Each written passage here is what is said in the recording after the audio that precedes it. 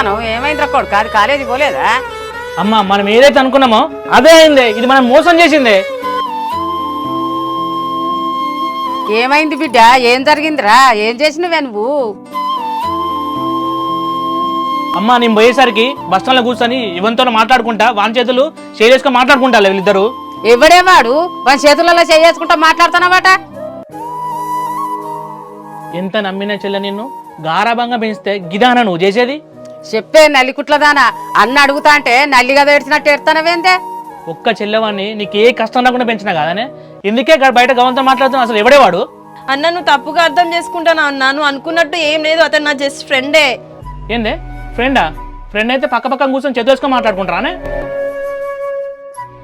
ఇక ఆపవే చెల్లె నీ కథలన్నీ. మీ సారు ఫోన్ చేస్తున్నావా కాలేకి రాలని చెప్తాడు, నువ్వు ఇక్కడ కాలేకని పోతావు. మీతో నానే తిరిగేది నువ్వు. తలకాయ కిందికేసుకున్నాడు కాదే, వారం రోజుల నుంచి కాలేజీ పోతలేవట వీనితోటే తిరుగుతానా అనే రోజు? లేదే అమ్మా, నేను ఎటు తిరగలేదు. నువ్వు ఎటు తిరగకపోతే వారం రోజుల నుండి కాలేజీ పోతలేవట మీ సార్ చెప్పిండు.